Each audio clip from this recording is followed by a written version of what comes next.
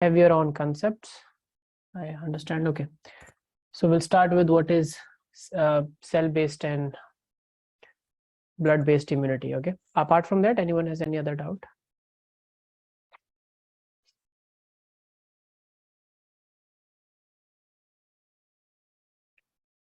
No doubts, people?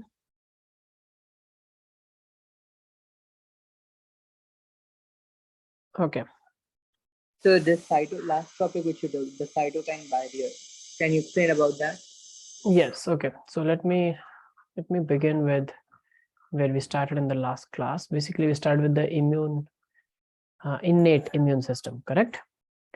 And I told you that the innate immune system is majorly, it's non-specific, first of all, and it's a barrier system. So basically, it does not allow pathogens to enter. The first primary objective is to not allow, to act as a barrier between pathogens and our own system. So starting from the top, the outermost barrier, and going towards inside, which is the the intracellular or molecular player, cytokine barrier. So the physical barrier contains skin and mucus. As you all know, it's simple to understand. And I think this part is very clear. Physiological barrier again is the substances that are secreted from the system inside the body, which stays inside the body or is stored inside the body, like acid in the stomach, saliva in mouth, and tears in eyes, correct? Then we went on to cellular barriers. With cellular barriers, we discussed that there are specific cells that we have by birth, and these are called white blood cells or leukocytes. Now, leukocytes, which are a part of innate system, are neutrophils, monocytes, and NKCs, also known as natural killer cell. And because all these white blood cells are present in the blood, so they play a role in the blood. Whereas in the tissue, where like our tissue is not bathed with blood, because we have a closed circulatory system, so blood has a region till where it can act. Okay, it can only act and function within the vessels. It's true that some amount with some WBCs and some plasma keeps leaking out from the capillaries and gets deposited in the tissues when it is known as the lymph. So that's a hemolymph or a lymphatic system. And in the tissues, we have macrophages, which are big cells, and their primary objective is to see anything which is foreign and then eat it up and degrade it with the help of enzymes. So these macrophages are present in the tissue where this blood and all these WBCs are not present. So this way, both our tissue and the blood is covered in the innate system, kind of. Then if anything, if any virus or any pathogen somehow escapes all of the above mentioned barriers and it reaches inside a cell, then the cytokine barrier or the molecular barrier or the molecular mechanism comes into picture, where there are certain proteins in cells known as interferons. So these proteins called interferons are secreted or released by the infected cell. So the viral infected cell, which is now going to die and not survive, it can secrete interferons and warn and protect the non-infected cells from further infection. So this works where these, let me write this. So this interferon is released by the infected cells. Okay, is that clear, Sahel? Yes, sir. Yeah. Okay. Then we start with the acquired immunity, also known as adaptive immunity, and the most the characteristic feature of this type of immunity is that it has a memory component. It can remember encounters. So whenever the first encounter happens with any pathogen, let's say in this case, pathogen alpha, you're saying. So the first encounter, against that, our immune system shows a primary response. Now, primary response is very important for this memory component because that is the response where the system is analyzing and trying to understand the pathogen. Okay. And this is slow response. It takes time and it is low in intensity. But if the body survives and when we successfully go through this primary response, now the system has a memory. And that's where the secondary encounter or the secondary response to that secondary encounter is always very rapid and have a very high intensity. And this is the concept that we basically use in vaccinations. So we can vaccinate someone against a disease much before they are actually exposed to that pathogen by following this rule of, or following this concept of primary and secondary response against pathogens, right? And for both primary and secondary response, we need that antibodies play a major role. So this memory component is regulated through antibodies, and both the primary and secondary response are mediated through that. And there are two special types of lymphocytes in our system, in our blood, that works in the primary and secondary response. One is called B lymphocyte and the other is called T lymphocyte. This letter B and T signifies the origin for these lymphocytes. B lymphocytes are produced in the bone marrow and T lymphocytes are majorly produced in the thymus. Now, I told you yesterday that B lymphocytes can produce antibodies. They do produce antibodies. And the antibody-mediated immunity is also known as blood-based immunity or humoral immunity or hemoral immunity.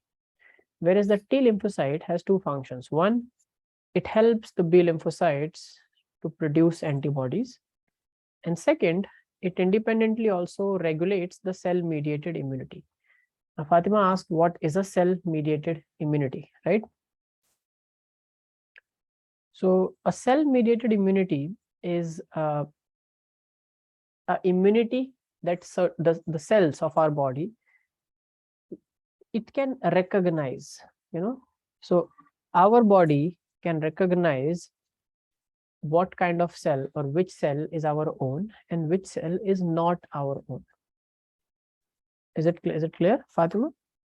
Yes, sir. So it's an immune response that does not involve antibodies, okay, just through the cells.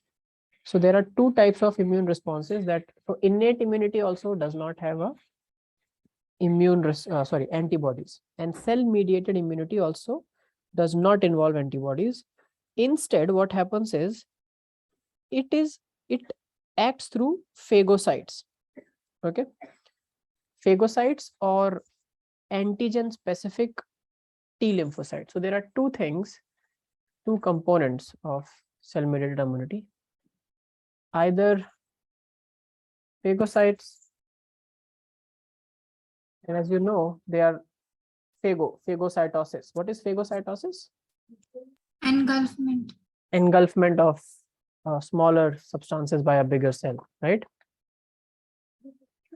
So one is phagocytes and the other is through, so these T cells, they are of many kinds, and they are different or they vary on the basis of some specific cell markers that they have, which you do not have to read about in detail. But these T lymphocytes can also be very specific. So sometimes they are called antigen specific cytotoxic T lymphocyte. Okay. Now you understand that they are antigen specific and they are cytotoxic. So what does it mean? If you club these three words together, what does it mean?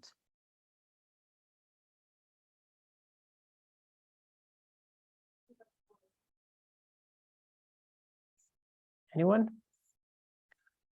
What information does this sentence gives you? That there are two things that through which cell-mediated immunity works. One is phagocytes. It is toxic to the cell. Which cell?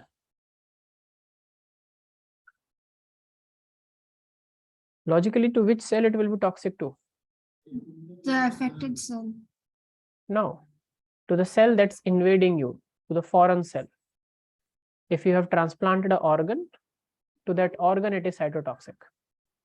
Cyto means cell, toxic means harmful or poisonous to that cell, toxic to that cell. So it is antigen specific cytotoxic T lymphocyte. So it is toxic to the cell, which is a foreign cell. It can be a bacteria, it can be a graft, it can be another tissue in entering your body, etc.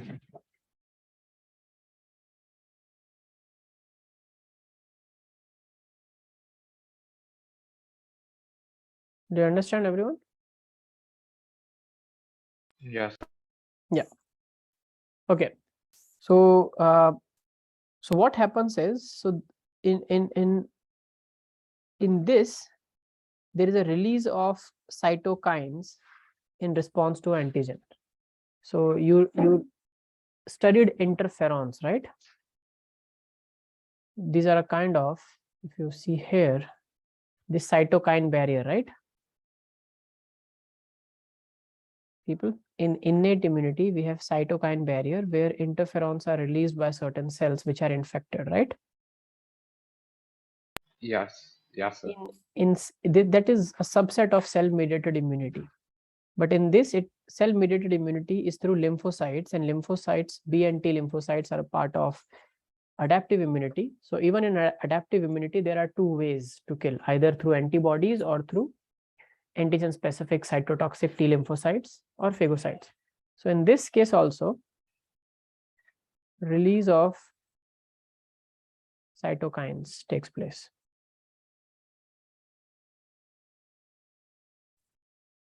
Is it clear? You don't have to go into this much of detail, but you should know. It's good to know that what is the difference between the two. All you have to understand here is that humoral immune response or the blood-based immune response works through antibodies in the blood. And the second type, which is cell-mediated immune response, it works through T lymphocytes. In which T lymphocytes? Antigen-specific cytotoxic T lymphocyte. Okay. Is it clear, everyone?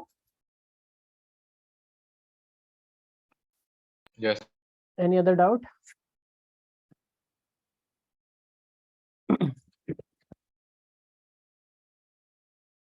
Okay, so now I'll tell you what are antibodies.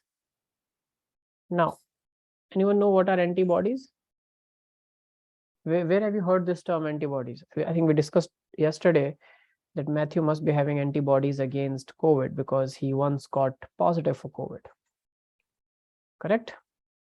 Yeah. So antibodies are those the cells that like fight the pathogen, That? or like yeah. Yeah, so basically what is that fighting? Like they don't have, when we say fight the pathogen, biologically It's not this literally sentence has no fighting. Yeah. information. It's not like a little fighting, right? Yeah. So why do we use? So what is the biological information that you can get from antibodies? What do they do to the pathogen?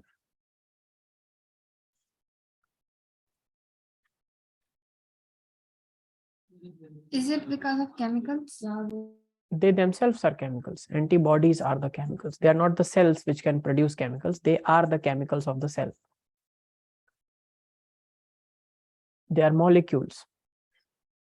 An antibody is a molecule, just like any other molecule you know of. It's a very big molecule. Can they engulf the No, they antigens? cannot. Molecules cannot engulf anything, right? Cells can engulf something. Can water engulf something? Can glucose engulf something? No.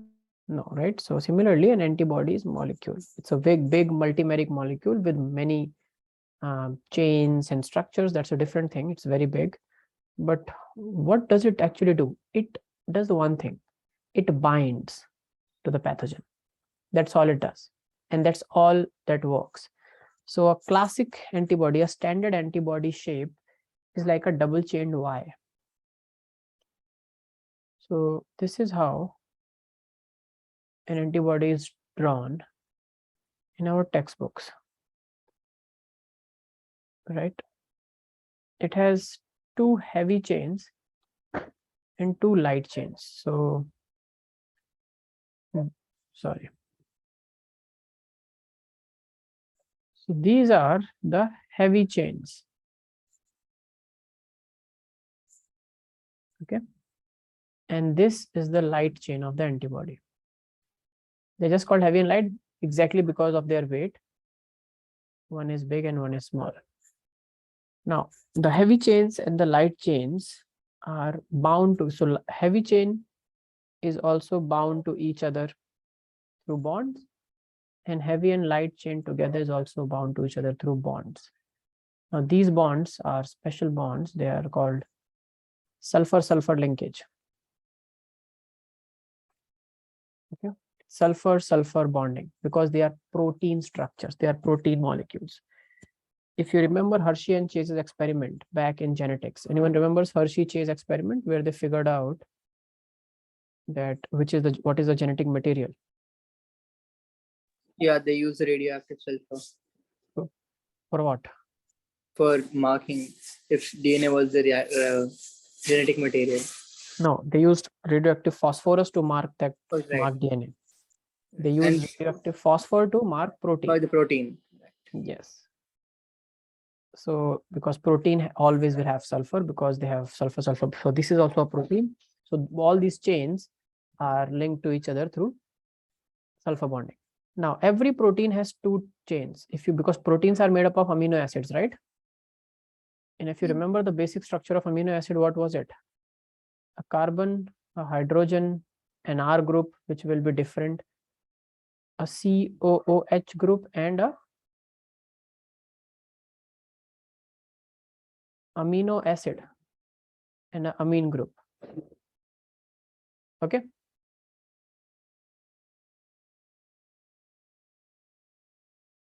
Is it clear? Yeah, sir. So every and they are in chain. So this is a classic amino acid, and proteins are made up of a chain of amino acid, which is called polypeptide chain. So either towards one side there will be a carbon ending or a nitrogen ending, right? So every protein chain has an N terminal towards which the amine group is present in the chain. Like if you keep joining it, let's say NC, NC, NC, this is one amino acid, this is one amino acid. Towards one side, you will end with N, and towards one side, you will end with C always, correct? Do you understand or not, people? Yes, sir. Because this is how they keep forming the bond, right? Forming the chain, correct? So in this case also, in case of amino acid antibodies, towards the region where light chain is present, that's for the heavier chain, that is the N terminal, and this is the C terminal of the antibody. And in reality, if I make the same structure, it will not look so clean. So the chains, protein chains, as they are folded, we all know that they have a structure like this, right? They are folded proteins which look something like this. Inside the cell, if you look at the 3D structure, the protein looks something like this. So this is where the nitrogen ends and the carbon ends here. And then you will have another similar chain, okay, of polypeptide, which will go like this and show a bend here. Is it making sense to you when I'm drawing this? Yes, sir. We call this as the heavier chain, and similarly there will be another polypeptide linkage like this, which will be in a bound state. So I'm making some gap here, but technically there is no gap here. You will not be able to see it, but we know that they are 2 different chains, so they must be bound together by some linkage, and in a protein that's a sulfide linkage. So this is how it looks inside us, in reality, in a 3D structure. Now you imagine it as a 3D and rotate it in your imagination. You will realize that it looks we can represent it like this, correct? Yes, sir. Okay. So for the sake of simplicity and studying it properly, we will rely on this very simplified structure. Now, towards the N terminal. So this is N, this is C, this is C, this is N. Okay. Towards this terminal, there is a antigen binding site. So I'll show it with a red groove. Let's say, so this site is antigen binding site or antigen binding region, whatever you want to call it. Okay. Same will be here. This is also a antigen binding site. So in every antibody, how many antigen binding sites are there? 2. 2. This at the C terminal, there is no antigen binding site normally. And this sulfide-sulfide bond is between the heavy chains, between the heavy and the light chain. It's also between the light chain and the light chain, because they also needs to be, bonded together. And it's also between the heavy chain and the heavy chain. Do you understand when I'm making this? Sulfide bonding is everywhere in the I protein. didn't understand how is it between the light chain and the light chain. Between it's because it's folding, right? Even the light chain, this is one polypeptide, but it's folding back on itself, right? Yes. So when it's folding, this can also have a bonding between them two, right? To keep that folded structure. It's not a straight line, no. That's why I made this structure for you.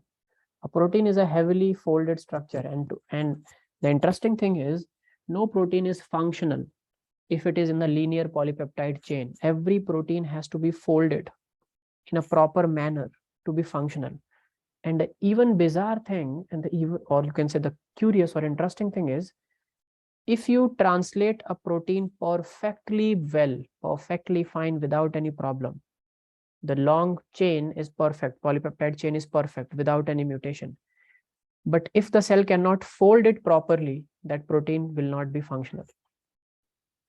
So everything at the end comes to the point that a protein has to be properly folded. Misfolded proteins, which contains the same sequence as a properly folded proteins, function differently, and misfolded proteins are a reason for many diseases in our body.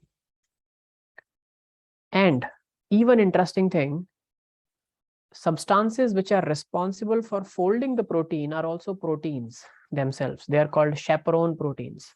So chaperones are like, how many of you have seen gujia? Gujia is a sweet. Gujia, how they make gujia? Or for that matter, anything else which requires a cast. So gujia requires a cast. You make a puri type or chapati type, small chapati, put it in that cast and fill something in it and then close it. It will just close the ends and seal it. That's like folding of the gujia. You understand what I'm saying? Yes, sir. Yes, sir. Same thing chaperones do. So these long polypeptide chains enter the chaperone, and the chaperones physically come close together and apply pressure on this polypeptide thread and fold it in a proper manner. And to keep it folded, it creates sulfate-sulfate bonding between different regions. So let's say, for example, if this region here, which I'm marking as red, and this region needs to be close together, this is a crucial point where they have to be close together always. So what you will do is, you will do a sulfide bonding between the two will help. And you know which amino acid contains sulfur? What is the sulfur containing amino acid? There are 20 amino acids. So which is the sulfur containing amino acids? You should know this. I have told you this, or you must have studied this in the chapter biomolecules in class 11th. It's very important. So there are two. It wasn't that experiment, right, sir? Wasn't that? experiment. Was it? I think it was. Yes, everything in science was figured out through one or the other experiment. There was experiment by which they figured out that some proteins, some amino acids contain sulfur. Then they used the sulfur. Hershey and Chase used the same knowledge. That's why they decided to radioactively mark sulfur, because they know that sulfur will for sure be present in every protein but will not be present in DNA. So which are the 2 amino acids out of 20? I told you the answer. There are 2 amino acids out of 20 which contain sulfur: methionine and cysteine. Remember that. Methionine also, methionine is the starting amino acid, right? The start codon carries methionine. You know that? Yes, sir. Yes, sir. Yes. So methionine and cysteine are 2 sulfur containing amino acids, and they always have to be present in amino acid. So more methionine and cysteine amino acid presents, more convoluted and more folded that protein structure can be. Okay, because they have Okay, sulfur sir. and yeah. So whenever we look at a protein, one of the characteristics is also to look at this how much cysteine rich it is, cysteine or methionine rich the molecule is. So do you understand how light and light chain can be connected with SS bond, and how heavy and heavy chain, the same heavy chain can also be connected with a SS bond, because it's not just one line like I represented. Yes, sir. Okay, very good. So this is the standard diagram of amino acid that we understand. We understand that at 2 corners there are 2 antigen binding sites, and light chain and heavy chain are present. Light chain are smaller, heavy chain are longer, and they give a Y-like appearance. They have an N terminal and a C terminal. Antigen binding site is always present towards the N terminal. Is it clear? Yes, sir. All good. Very good. So knowing all of that, it's clear that antibodies can bind to antigen. They can do nothing else. They cannot cleave, cut, secrete something, or digest or degrade. They are not enzymes. They are proteins that can bind. So how does that help? How can that give? Just binding to something, how can that give us immunity? Anyone can think?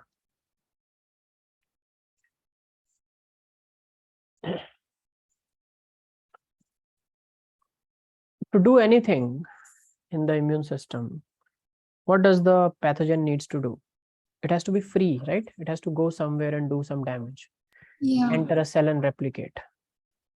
If antigen binds to it, then what's the problem? It's a molecule. It will anyway it will be smaller than a cell. Why can't the pathogen just take it away with it?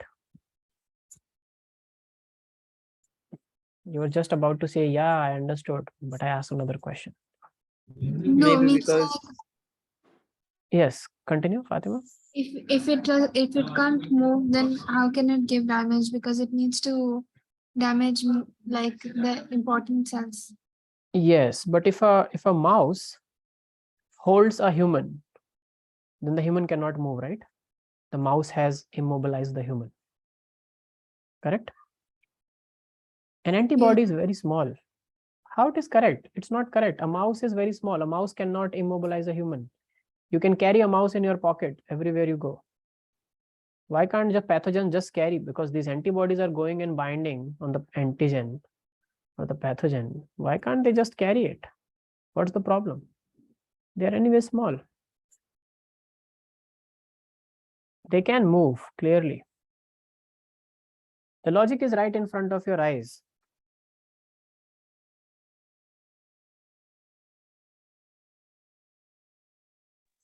as you said, so like one mouse cannot affect the human, but several mice can, right? Perfect. Maybe. Yes, great. Yeah. That is one. And but So- even several, let's say 100 mice. You have 100 regions and 100 mice got bound to a human body. But still the human body can move, right? It can move, but gradually, if it is the mice are affecting slowly and gradually in a fatal way, then the body of the human. Antibodies cannot affect in any fatal way. All they know is bind. So the mouse is a plastic mouse. It can just Okay, touch the okay, body. okay. So what's the problem?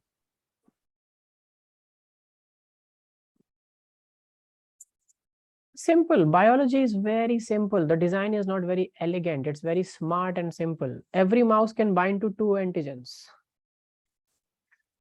Correct? It's very small and it has 2 antigen binding site. If any antibody had 1 antigen binding site, that antibody would have been a waste. Because you cannot do anything by just binding at the antigen. The idea is to make big clumps of antigens and pathogens. And that idea can be fulfilled if this at one site it binds to something and the other side it binds to something else. So it can bring 2 very big things compared to the antibody's own size very close together, and that leads to clumping because millions of antibodies can clump millions of cells together. Correct? I did not understand. Can you explain it again? Yes. This is one cell. This is one cell. This is one cell. This is one pathogen. All are free floating, and this they can go to individual cells and cause harm. Now there is an antibody. This is antibody, right? Yes, sir. It can bind to this point with this site and to this with this site and can bring them close together. Okay. Similarly, there is another antibody in the vicinity like this. So it can bind to this with this site and can bind to another cell with this site. And so millions of antibodies can just clump all the antigens together, making it easier for the immune system to get rid of them. If it just had 1 binding site, it was a waste. Correct? Because if the antibody looked something like this, it can just bind. So thousands can just bind because they only have 1 antigen binding site. So they all will look like this, but nothing will happen, right? They're still free. Yeah. But this way, they all can clump. Understand? You mean that when everything is binded together, then in one go, the antibodies can remove them. The immune system can remove it. Immune system can? Remove the virus infection. It can easily detect where the antibodies will go and bind, and then it can be degraded very easily. But sir, how do they get phagocyte? How does phagocytosis happen then? Phagocytes are constantly looking for, they're scanning for foreign particles in your body. They're not like going and sitting in their cabinets and only when you tell them they come out. They're like patrolling police. And once there are other mechanism which is called there are cells called APCs, which are beyond your syllabus, so I'm not bringing in here. APCs. So they're called antigen presenting cells. So literally what happens, these APCs are the cells when they kill, when a big pathogen is killed and degraded in pieces, these antigen presenting cells literally take those pieces on top of their membranes and circulate in the system, telling every other macrophage and other immune cell that, see, this is what you have to kill. So they showcase the antigen throughout the immune system, throughout the body. So that's how they know where to go, what to do. So the mechanism is more complex, and still many components of it is under research. But the mechanism is very complex. But I'm trying to give you a simpler picture of it just by focusing on antibodies. Do you understand? So this structure of antibody is very, very amazing because it has 2 antigen binding sites in that one small molecule. Small as compared to the cell, the big cell itself, but they are actually fairly big molecules compared to other molecules. So is antibody structure clear to you? Yes, sir. So how many peptide chains one antibody has? How many polypeptide chains one antibody has? As you can see from the structure. 3. 4. Oh, 2 light and 2 heavy. 2 light Okay. and 2 heavy, yeah. Yes. So this kind of structure is also known as H2L2 structure. So in immunologists, sometimes when they talk, they just say that, okay, so have you checked the H2L2, which means that have you checked the polypeptide structure of that antibody? Or when we produce any antibody, We can also synthetically produce antibodies which can be H4L4 or other combinations of heavy and light chain, but standard is H2L2. Okay, heavy 2, light 2. Is it clear? Oh, yeah.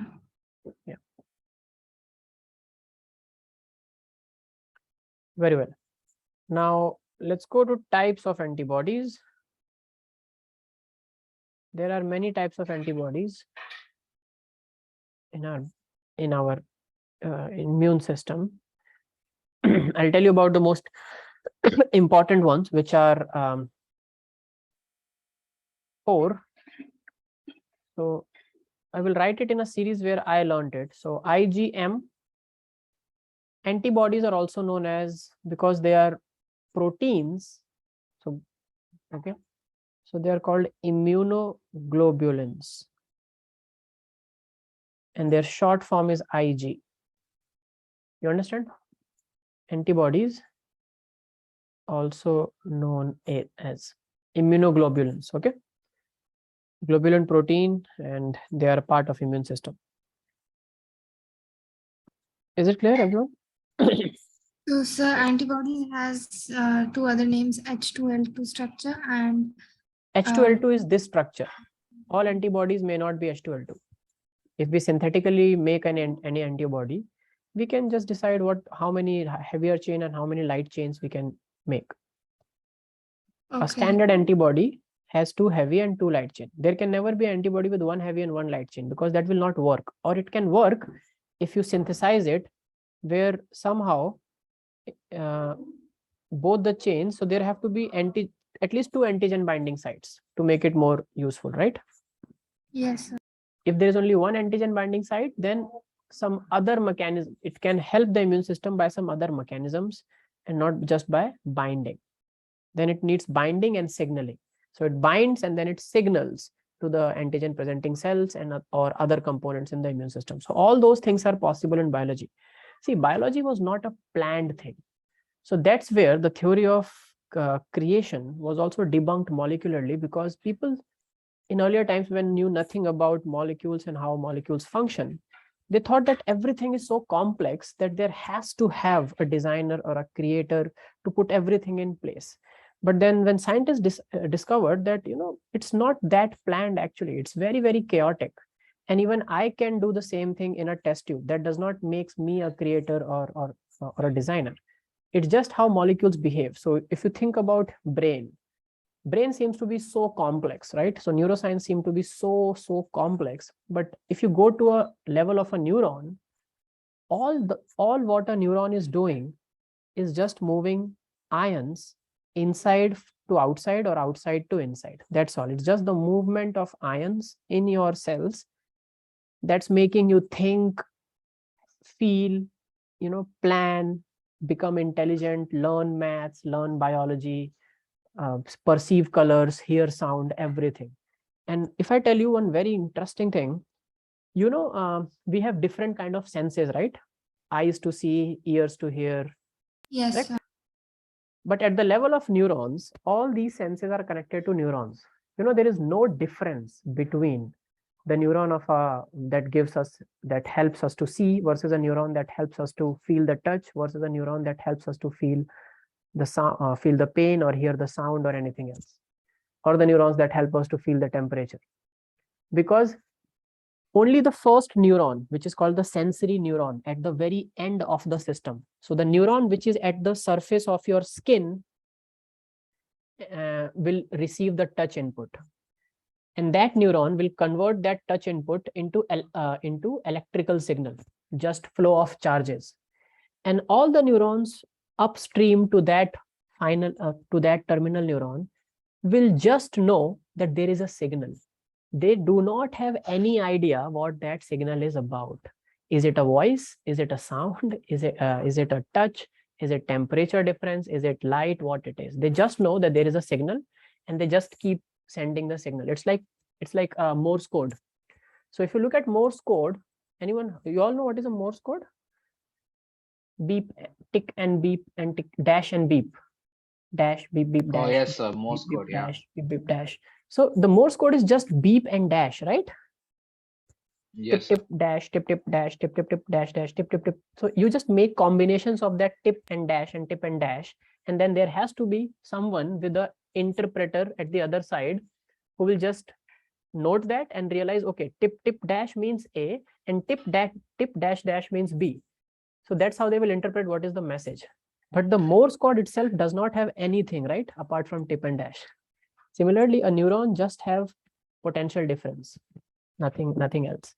It's your higher brain centers that realize and interpret. So I'm just telling you, do you think that we can always activate the touch receptors by touching?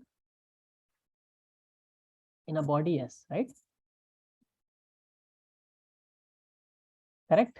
We can only activate a touch receptor neuron by touching. Yes or no? yes, sir. Yeah. Makes sense, right? And this is how people used to think, okay, after that we don't understand what's happening. So, oh, there is a creator who put the touch receptor so that we can sense the touch. But you know, there are we can genetically modify that neuron. And we do it in mice and in flies. In fact, my lab also does that. And you can activate, for that matter, any receptor just by light. That's called optogenetics. It's a new technique where you genetically, which is the next chapter, which is the biotechnology chapter that I'll be teaching you. Okay. So you can just modify any receptor, any neuron, so that it can get activated by light. So there are light sensitive channels encoded in that neuron genetically. Whenever you shine light on those neurons will send a signal. So we can make a mouse feel the pain without touching anything to it, just by shining light. Now, do you think shining light can cause you pain? If I shine light on your skin, will you feel pain? No. No. The mice will. Or if I do it on a human, the human also will. Because pain does not have any identity as such when it is moving as a signal from neuron to the brain. It's just the brain center. So if any neuron which is going to any brain center, if we can activate it, that's how we got false perceptions. That's how we got hallucinations. What is hallucination? Auditory hallucination. We hear something which was never said by anyone, right? There was no sound production in our vicinity, but we hear a sound. Correct? That's auditory hallucination. There is visual hallucination also. There is nothing, no stimulus, no optic stimulus in front of us, but we see a human. We interact with that human. We think that it is real. Correct? Yes. That's all conditions where false perceptions are happening. They are much more complex than how I'm putting them into very simple words. But yes, okay. So down at the very basic level, biology is very, very simple. Correct? It just follows few fundamental rules. You can make biology happen in a test tube. You know, and the more you understand, the more we tweak with biology, the more we can use it to help the mankind, or also to destroy things around us, which both are happening. I will focus more on the good part, because education should impart us the good moral values as well. Now, coming back to antibodies, yes. So Fatima's question was, so antibodies are called immunoglobulins because they are protein structures of the immune system. Globulins of the immune system called immunoglobulins. Short form is Ig. They can have a H2L2. So their standard structure is a H2L2 structure, two heavy chains and two light chains. Synthetically, you can produce different kinds of antibodies as well. Is it clear? So the Y-shaped structure is the H2L2. Is it clear, Fatima? Yes, sir. So the most important ones are immunoglobulin M, IgM, IgE, IgG, and IgA. This is how I remember it, because this makes the word mega. Okay, so I remember that antibodies mega. One of my friends says it's game also. So it's all a game being played between the immune system and the pathogens. So the antibodies code for game, G-A-M-E. It's a game of life. That's also a very good way to remember, right? So whether you remember it as game or mega, there are 4 antibodies that we are going to discuss. Now about these 4, IgM, you should know certain things that are asked. IgM is a multimeric. It has multiple components, multimeric antibody. It's pentameric. Pentameric means this type of H2L2, there'll be 5 such structures combined together to make a IgM, a functional IgM. Okay. So IgM in a way is not H2L2. Do you understand, Fatima? Yes, sir. Yeah. So it's a multimeric antibody. It's biggest. It's pentameric if I'm not wrong, because there are 5 such structures, but anything more than 2. Multimeric is a safe word. IgE plays a very important role in allergies. I'll be teaching you allergy, where I'll be telling you that IgE, remember that, facilitates allergy. We have allergy because we have IgE. And in fact, it is the first antibody to reach the site. Whenever there is anything that enters the body and our immune system detects it, IgE is recruited in bulk to that area. So these are the first kind of antibodies that reach the site of inflammation.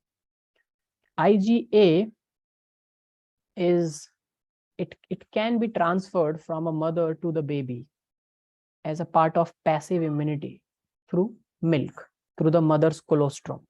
Okay. It can also pass placenta and can go from the mother to the body. Okay. So it can be, IgM cannot be, it's very big. It can be passed on from mother to fetus through placenta before birth, and after birth through colostrum, the human milk. Is it clear? Yes. Yes, sir. Okay. The importance of IgG, there are many. So this is not the only importance. Okay, there are many things that these antibodies do, but I'm just telling you in what context they are asked more in your syllabus. So IgG is the most abundant that you can know. It is the most abundant. But isn't IgG present inside the Inside colostrum? IgG present inside the colostrum. Yeah. For that matter, in a colostrum, IgM is also present, because if you're making it in, if the mother is making it in its body, the body fluid might have it. But when you say it can pass, you're right. But yes, it is present. Like, to just answer you, because there is something else I was thinking about whether I should explain that to you or not. But yes, it is present. But again, like IgG, it's not asked for if it can get, it's present in colostrum, but the questions I've seen is it is asked for, it is the most abundant or common antibody in the blood. Okay. It is around, if I'm not wrong, around just 75%. So 3/4 of our antibodies is IgG. Okay, so remember this.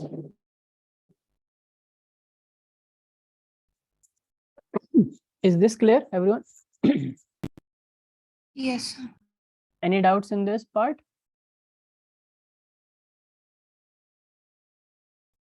No?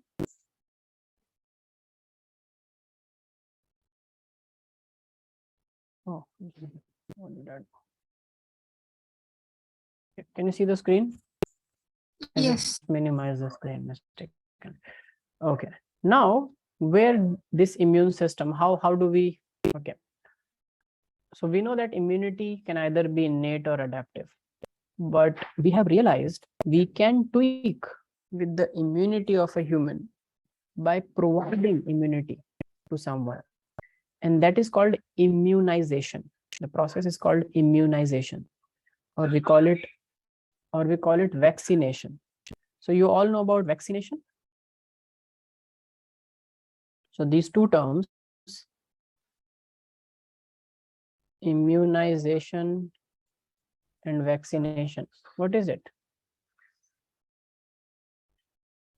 What is immunization and vaccination? Getting immune to some antigens. Just 1 second.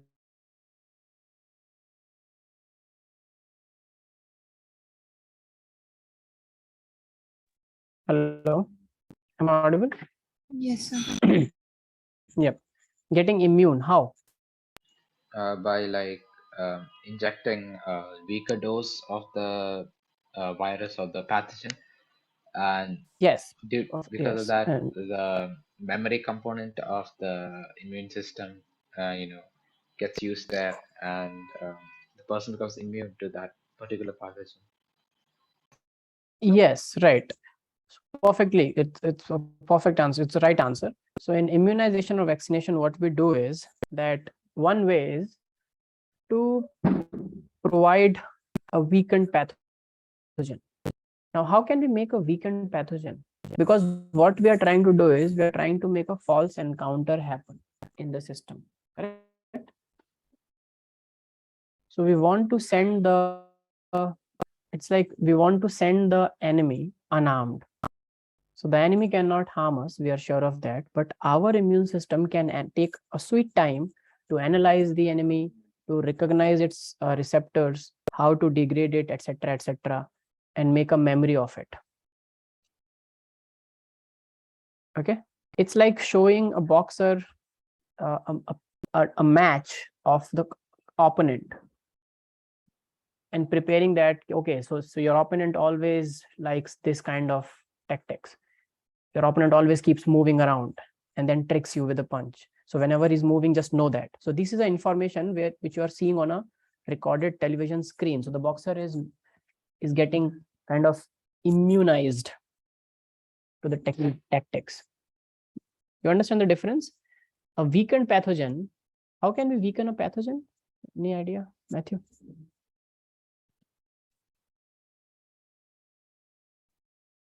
You could like heat kill it. One idea, yes. One way is to heat kill. So heat killing basically disrupts the membrane and kills the pathogen, but it's like an empty shell. It cannot heal itself and come back to life again.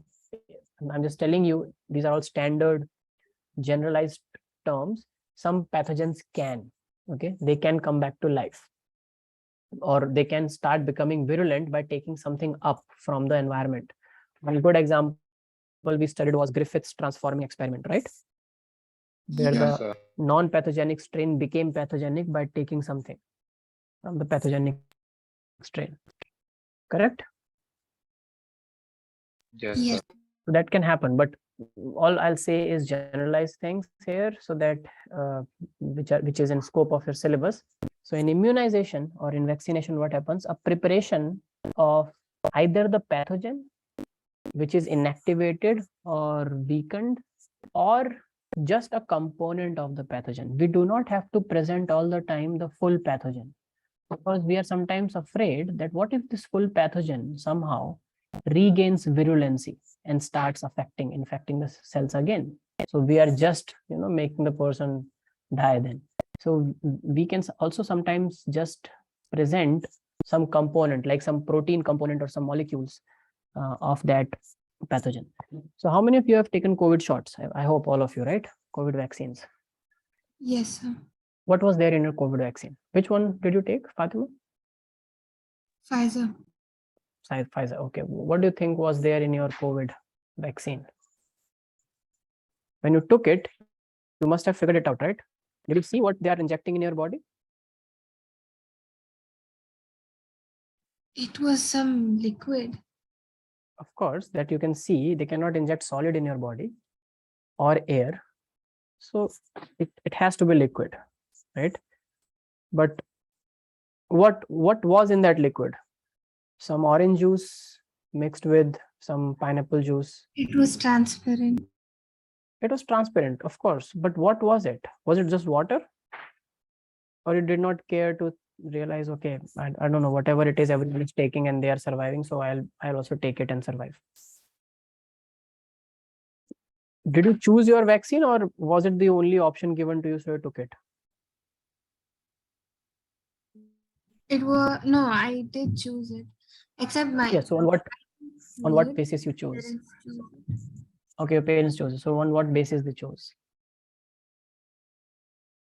Pfizer. Availability could be one reason. That's a very valid reason to choose any vaccine, because that is available and you want to get vaccinated as soon as you can. But what do you think is in the vaccine? Like Matthew said, do you think that there were weakened COVID viruses in the vaccine? The same virus which is killing millions were weakened and put in that vaccine and were injected in your body? Because in case of polio vaccine, they tried that and we did fairly well. So what was a Pfizer? The other name was Moderna, right? There was Covishield, Covaxin, Pfizer, Sputnik, AstraZeneca. There was one now, J&J, which is Janssen, Johnson and Johnson's Janssen vaccine. Many are there. But what was there in the vaccine? No one of you know. Don't you think that's a failure of you studying biology, that you don't know what's going inside It your is body? like weakened COVID, but then I don't know in what way it was weakened. No, I'm not going to ask you what way it was weakened. I'm just going to ask you, if you know that it was a weakened COVID virus, you were brave enough to let Oh, it. of course, yeah. Because I was thinking how it was weakened. I'm not going to ask it. So you think it was weakened COVID virus? Yeah, at least I think so. So knowing that, you were okay with taking weakened COVID viruses in your body before you get exposed to it from outside. You make sure that, okay, I want to inject the viruses in my body. COVID was a new virus. It just came out. SARS-CoV-2 was a novel virus about which we got to know only in 2019. And in 2020, you took a vaccine with weakened COVID virus in it without any prior research, without thinking that, oh, this virus can again, what if it gets virulency? What if it activates? What if we have not weakened it? It just looks weakened. Biologically, it's still active. So we know nothing about the virus, and you took a weakened COVID virus in your body. That's where many people said that we should not take viruses. Yeah, exactly. I was gonna say that. Yeah, that's where many people think we should not take vaccines because we don't know what's in the vaccine. Then my thing is, yes, you don't know, but you have all the rights to know. So none of the COVID vaccines till now are weakened COVID viruses. We don't know about COVID virus, how many strains, what mutations there can be. There are many which has come, and there will be many more in the future coming up. Oh, so your Pfizer was a mRNA vaccine. So it only contained a small piece of mRNA that codes for the spike protein of COVID. Okay, so even if whenever we make a vaccine, first thing that scientists have to be sure about is, if it's not going to help, it should not create problem. If you send a mRNA, if you send something and it did not do anything to boost your immunity, it's okay. But if you send something and it starts damaging the system, that's not correct. Then you will ask, many people died after taking vaccine shots. Why? Yes or no? Many people also died because of side effects of taking Yes, sir. vaccines. But there, the vaccine was not the problem. The problem was the symptoms that happened due to that encounter, and or if they were having previous comorbidities in the system.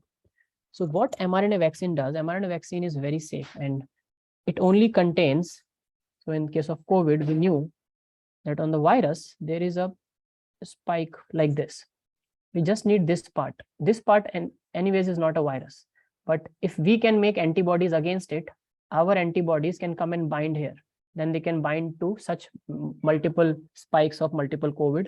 And the purpose of antibodies is just to bind, right? So we have to find a target to bind. That's all.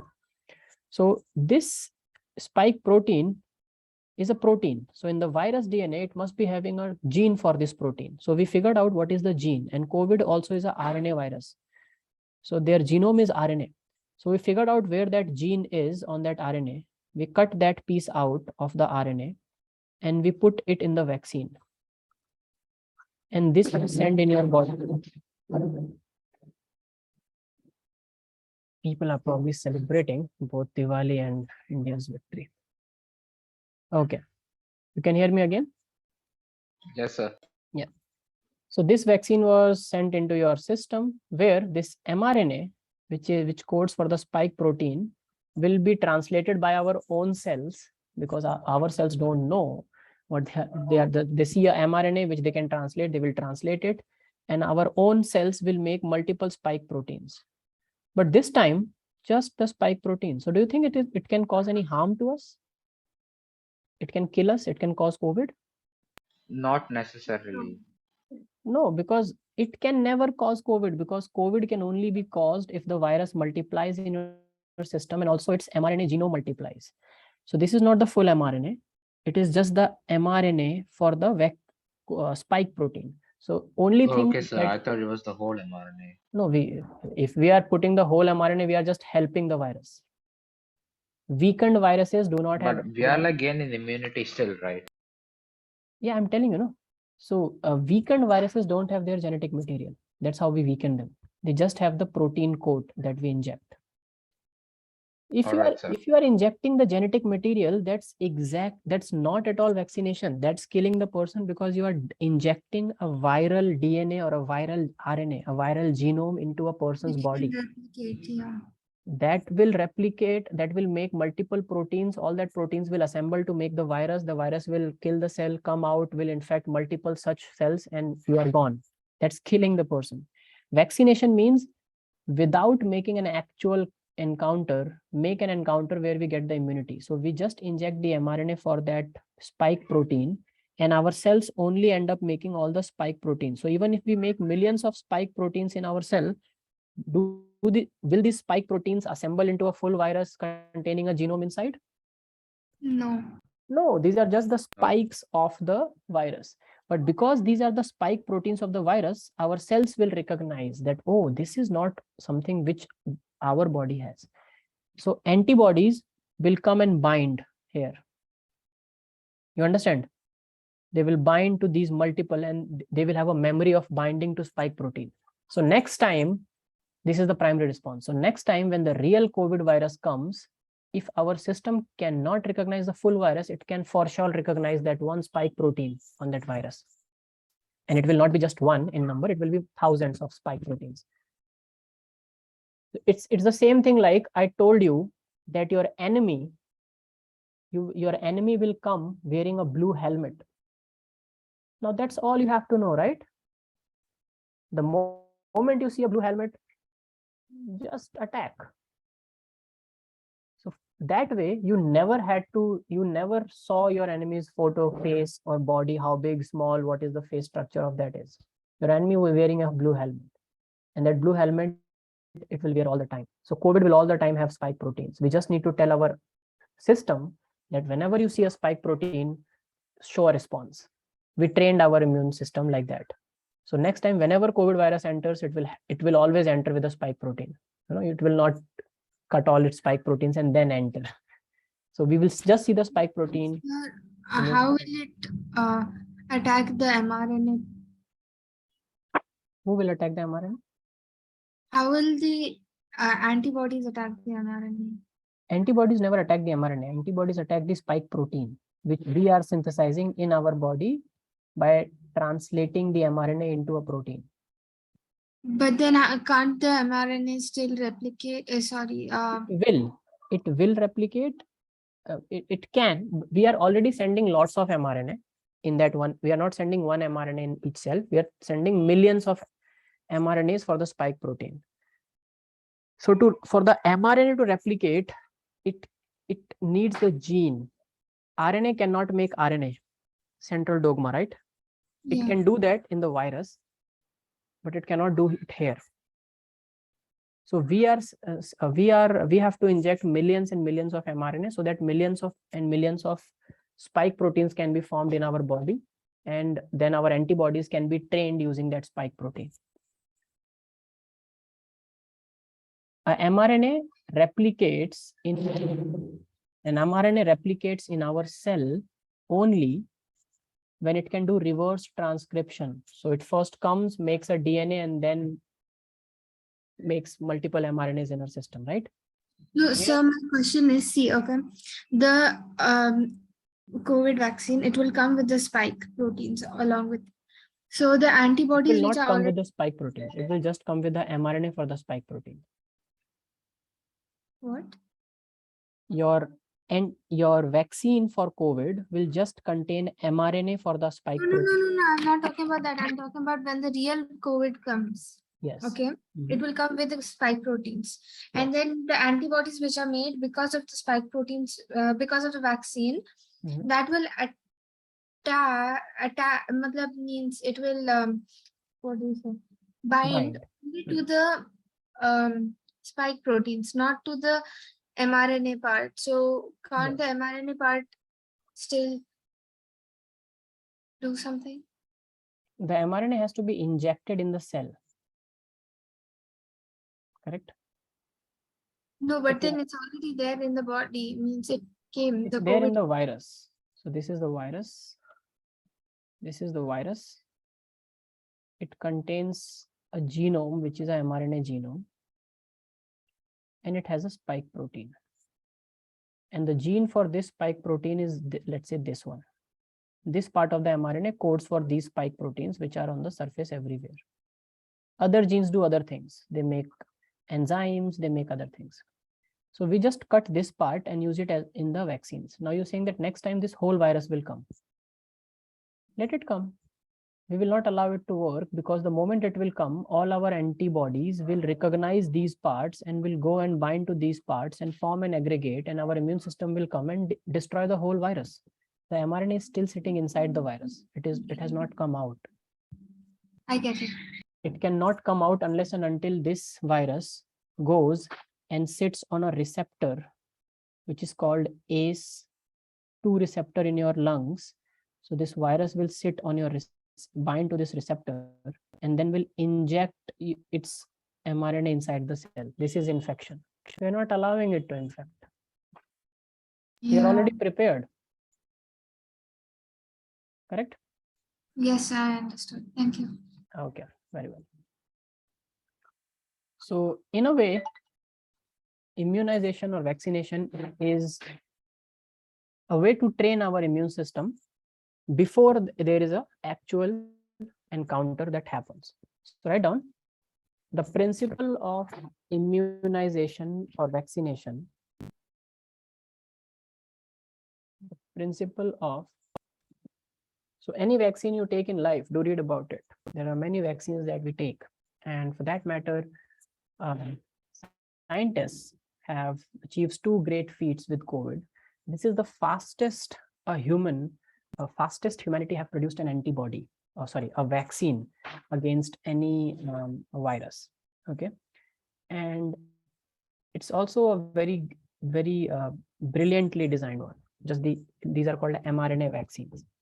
Now, the other thing which has not been tested in this very short term is that what are the all possible side effects this vaccine or vaccine, these mRNA has to be suspended in some solution. So there are other chemicals in that vaccine apart from just the mRNA.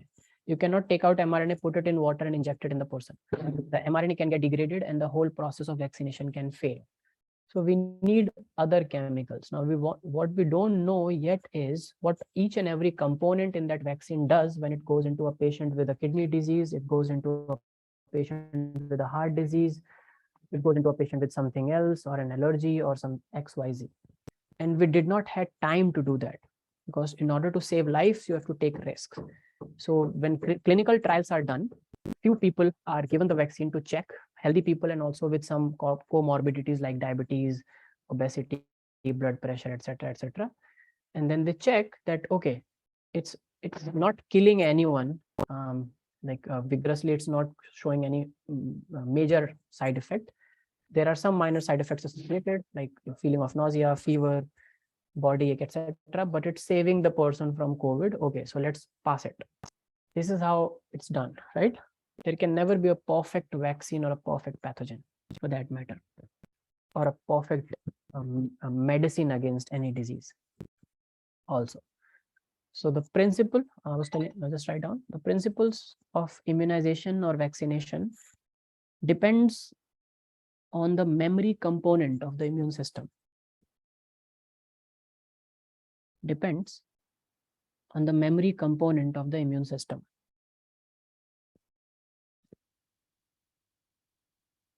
In vaccinations,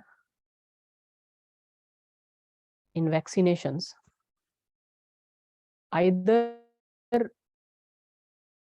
the preparation of either or a mixture of or a solution of, you can say, use any word, preparation of antigenic protein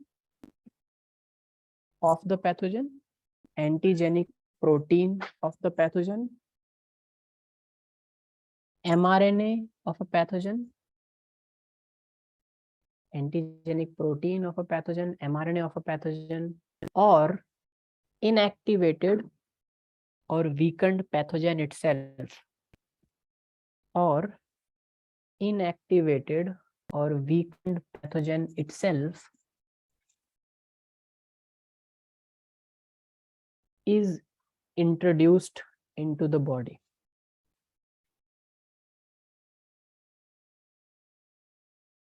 Is introduced into the body. Now, this generates, next point, this generates B and T cells. This generates B and T cells that produce antibodies,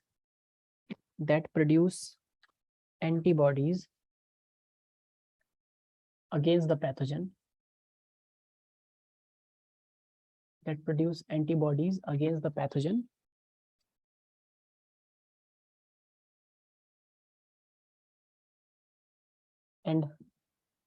and help the body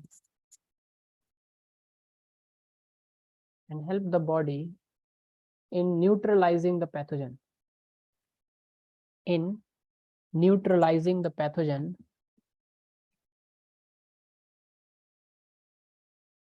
during an actual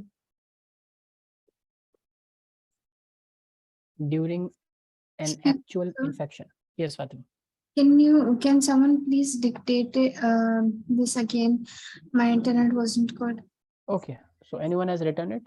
The last was during actual infection. Anyone completed this whole sentence?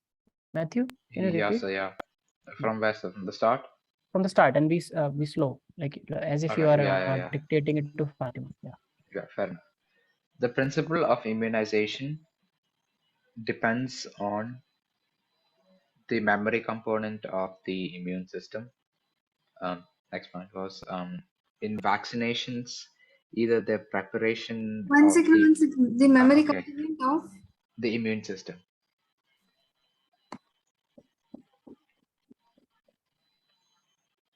Yeah. Yeah, all right. In vaccinations, Yeah. either the preparation Yeah. of antigenic protein of the pathogen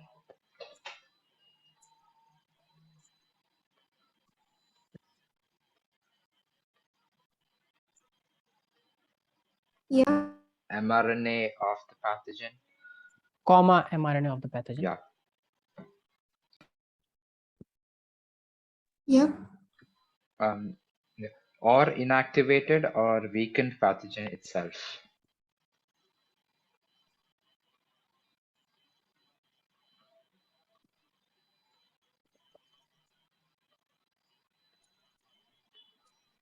Yep. Is introduced into the body.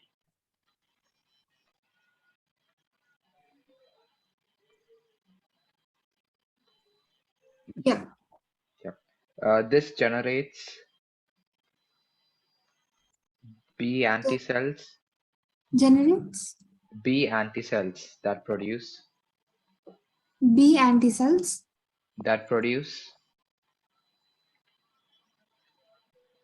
B and T T cells, not anti cells. B and T Oh, cells. B and T cells. Yeah, yeah. B and T cells. There's nothing called Oh, anti okay. cells. Yeah. B. There is antigen, antibody, no anti cell. Yeah. Yeah. Yeah. Okay. That produce antibodies against the pathogen.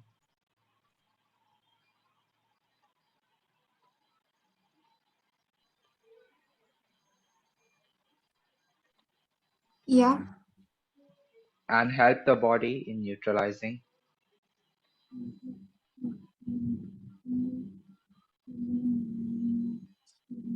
Sing. the pathogen Pathogen. during an actual infection.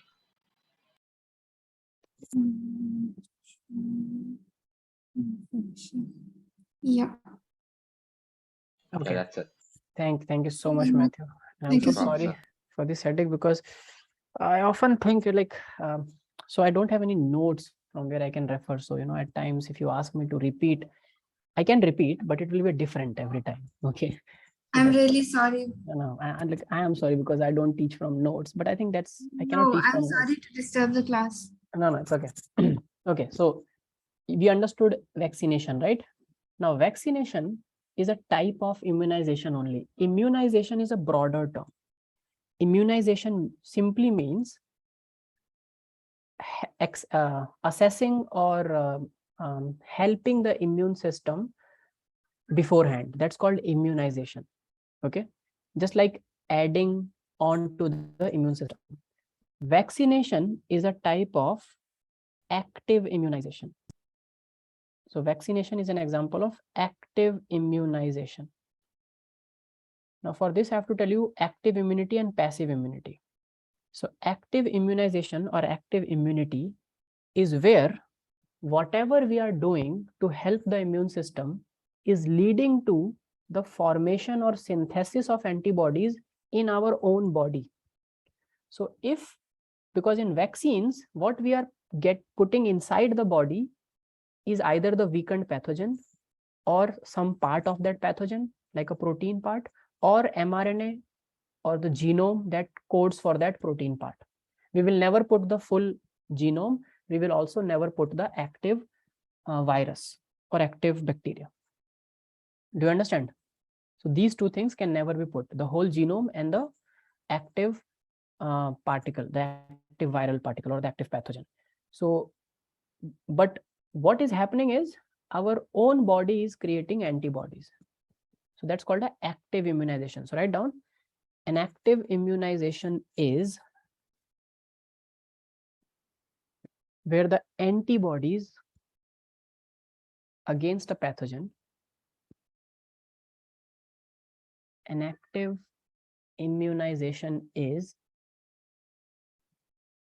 where the antibodies against a pathogen is synthesized inside the host's body. Inside the host's body. Correct? Now, if the whole point comes down finally to the antibodies, why can't we just inject antibodies directly? Right? That is also possible, right? Yes, that is possible. And that is called passive immunization. So that is basically what generally is referred as immunization. And the active immunization has been given the term vaccination. But remember that vaccination is nothing but active immunization only. And immunization we use as passive immunization. So in passive immunization, what we do, we directly inject the antibodies against any pathogen inside a human blood, because antibodies has to be in the blood. So the injection that you will give for passive immunization will be intravenous, and the injection that you took for a COVID shot was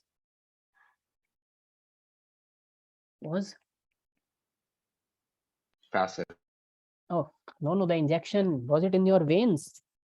Oh no. Active. Yeah. In your muscles? It was not. Yeah. Because you're just injecting RNA, so the cells will take up RNA and they will start making antibodies, and those antibodies will eventually go into the blood after they are formed.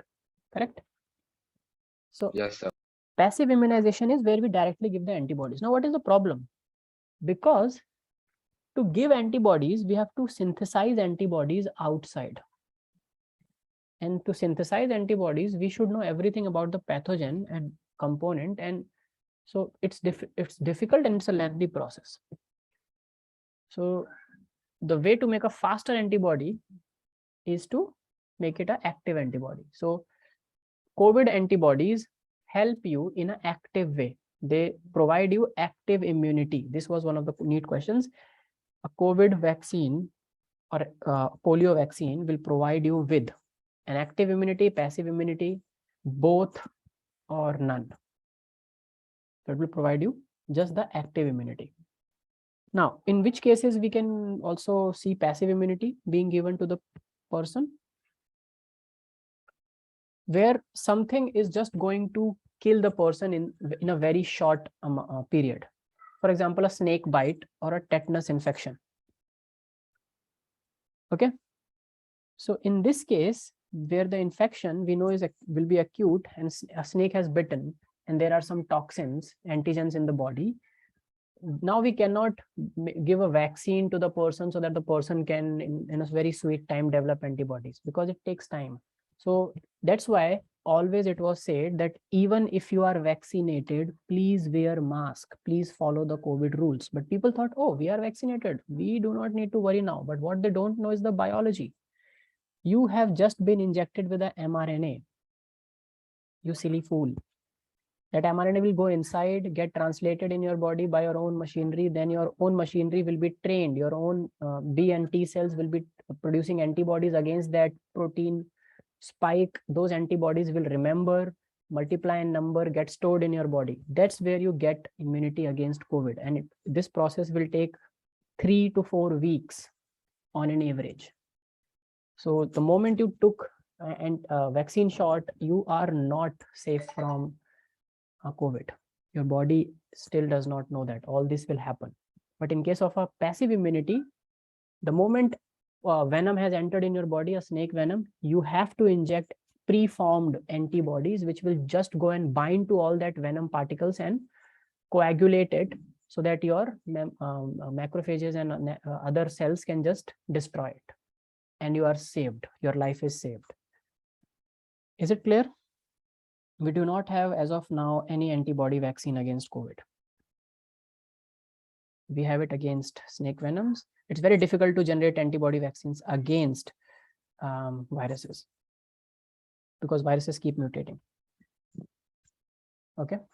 But snake venom are stable things in biology. They are venom. They are molecules which are either cytotoxic, neurotoxic, or hemotoxic. So we know we have stable antibodies against them. So that's passive immunity. Is it clear? We will talk more about making vaccines in the chapter biotechnology. Is this part clear? Yes, sir. Everyone? Okay. So I'll stop here and I'll stop for some questions if you have any questions. If you have no questions, I'm going to give you 2 homework for today, which is we have talked. So allergy, go and read allergies for the next class. Allergies, autoimmunity. What is this? These are all based on the concept that I have taught you today. So it's not going to be very difficult. And also the components of immune system. This is just factual. It has no concept. Just like a components of circulatory system is a heart, arteries, and veins, just like components of immune system. Okay. So you have, where are these lymphoid organs? So organs which make these B and T lymphocytes are called lymphoid organs. Bone marrow and thymus are the primary lymphoid organs, and then there are secondary. You just have to know their names. So this is your homework for the week. And when you will do this, you will also realize things about viruses. Yes, one more thing. You have to read about retrovirus. What is a retrovirus? Because this will help us in studying AIDS. So next I'll teach you AIDS and cancer and drug abuse. 3 major drug classes which people normally abuse as a part of health and disease chapter. And then we will end this chapter. Okay. everyone? Anyone has any question? No, sir. Okay, if no questions, please revise.